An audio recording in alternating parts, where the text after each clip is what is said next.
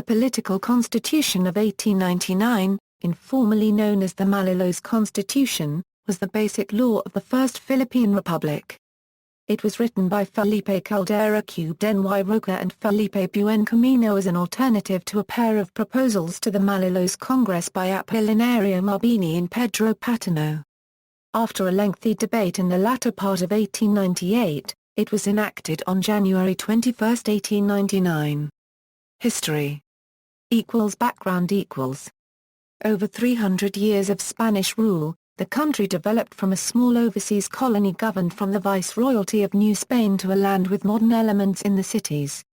The Spanish-speaking middle classes of the 19th century were mostly educated in the European ideas, including liberalism, many studying in Spain and elsewhere in Europe. During the 1890s, the Katipunan, or KKK, a secret society dedicated to achieving Philippine independence from Spain, was formed and led by Andrés Bonifacio. When the KKK was discovered by Spanish authorities, Bonifacio issued the Cry of Balintawak, which began the Philippine Revolution in 1896. The revolutionary forces took steps to form a functioning government called the Republic of Biak-na-Bato. In 1897 the Tejeros Convention was convened and the Constitution of Biak-na-Bato drafted and ratified. It was drafted by Isabelo Artacho and FAR copyright Lix Ferrer and based on the first Constitution of Cuba. However, it was never fully implemented. After several battles between the Spanish and Philippine Revolutionary Army, a truce was signed called the Pact of Biak-na-Bato in 1897. Emilio Aguinaldo and other revolutionary leaders accepted a payment from Spain and went into exile in Hong Kong. When the Spanish-Euro-American War broke out on April 25, 1898, the United States Commodore George Dewey aboard the USS Olympia sailed from Hong Kong to Manila Bay leading the Asiatic Squadron of the U.S. Navy. On May 1, 1898, the American force defeated the Spanish in the Battle of Manila Bay. Later that month, the U.S. Navy transported Aguinaldo back to the Philippines.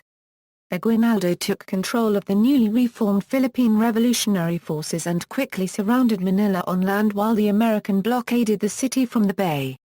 On June 12, Aguinaldo issued the Philippine Declaration of Independence and followed that were several decrees forming the First Philippine Republic. Elections were held from June 23 to September 10, 1898 for a new national legislature, the Malolos Congress. Drafting a basic law. In accordance with Article 11 of the Revolutionary Government Decree of June 23, 1898, the Malolos Congress selected a commission to draw up a draft constitution on September 17, 1898.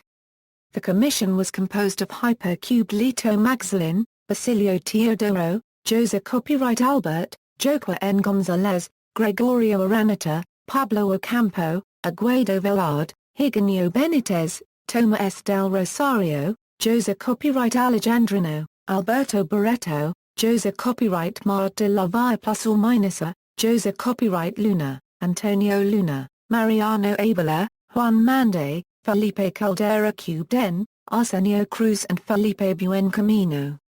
They were all wealthy and well-educated. The document, the Political Constitution of 1899, is written in Spanish, which was the official language of the Philippines at the time. It is composed of 93 articles divided into 14 titles, with further 8 articles with transitory provisions, and a final additional article. Influences. The style of the document is patterned after the Spanish Constitution of 1812, which many Latin American charters from the same period similarly follow. Calderón himself writes in his journal that the charters of Belgium, Mexico, Brazil, Nicaragua, Costa Rica and Guatemala, in addition to using the French Constitution of 1793, were also studied as these countries shared similar social, political, ethnological and governance conditions with the Philippine Islands. Constitutional ideas.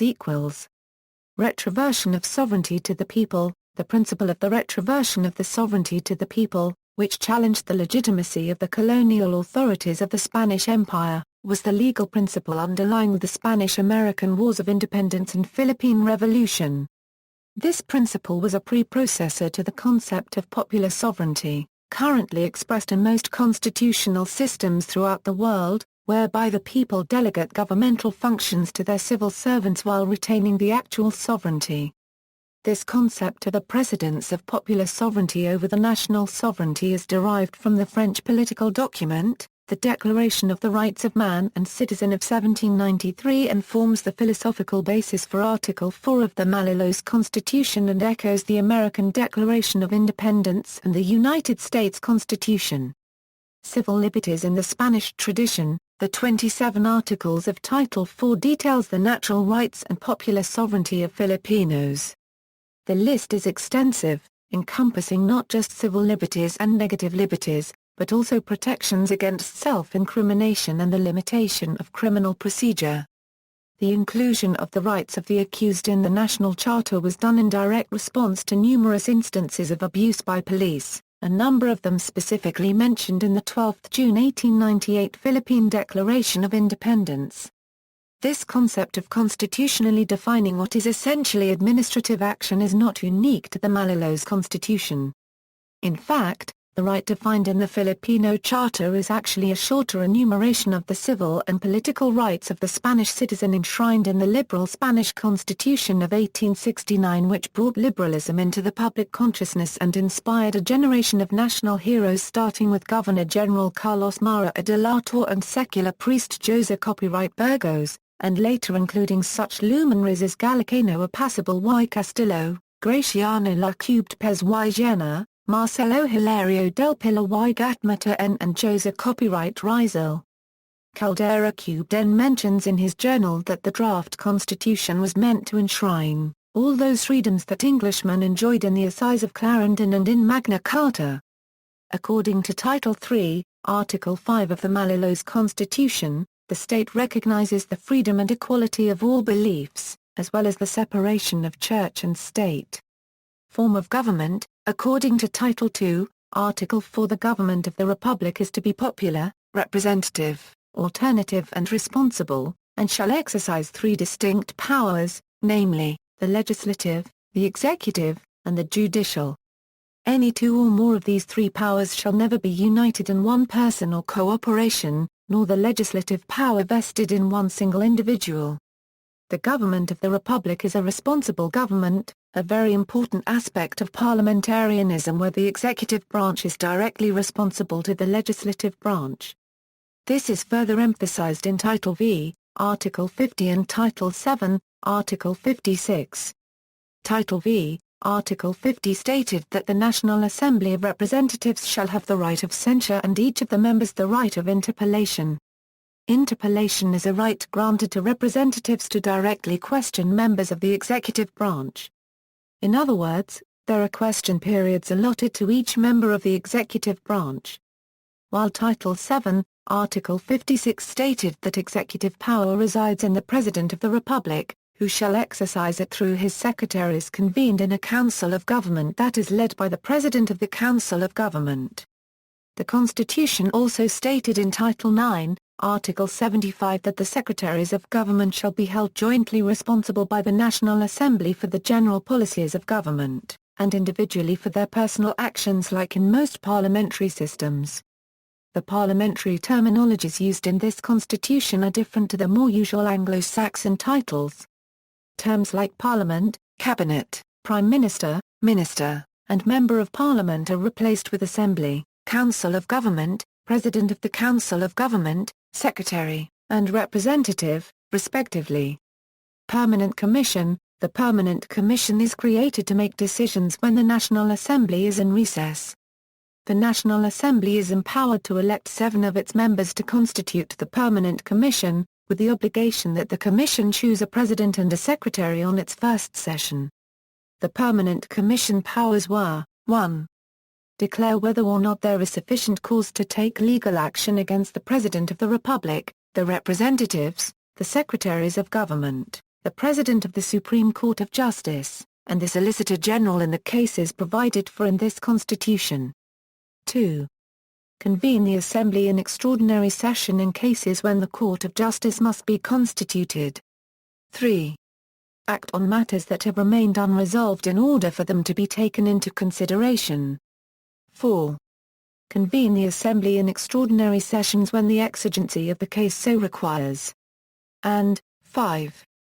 Substitute the National Assembly in the exercise of its powers in accordance to the Constitution, except in the power of creating and passing laws. The Permanent Commission shall meet whenever it is convened by whoever presides over it in accordance to this Constitution. Translations. The original was written in Spanish, which became the first official language of the Philippines, and a number of translations have been published. Legacy. The First Philippine Republic never gained international recognition, and the Malolos Constitution was never fully implemented across the Philippines. Following Spain's defeat in the Spanish-Euro-American War, the United States and the Treaty of Paris of 1898 acquired the Philippines from Spain, along with several other territories. On February 4, 1899, the Philippine-Euro-American War started with the Battle of Manila of 1899. On March 23, 1901, Aguinaldo was captured. On April 19, he issued a proclamation of formal surrender to the United States, telling his followers to lay down their weapons and give up the fight. General Miguel Malva took over the leadership of the Filipino government, or what remained of it. Malva surrendered, along with his sick wife and children and some of his officers, on April 13, 1902. Beginning with the Philippine Organic Act of 1902, the United States Congress passed a number of so-called organic acts in the American constitutional tradition which acted like constitutions for the colonial insular government. Eventually the Tidings-McDuffie Act of 1934 was passed, leading to the Constitution of the Philippine Commonwealth and the subsequent constitutions of the Philippines, including the current Constitution of the Philippines of 1987. These were written in the American constitutional tradition and based upon American constitutional principles, often lifting wording directly from the U.S. Constitution and other American sources. The Malolos Constitution, rooted in Spanish constitutionalism, has had limited influence on subsequent Philippine constitutions, rooted in American constitutionalism. Isagani Jaran, a past president of the Historical Society of Bulacan, described the Malolos Constitution as the best constitution the country ever had.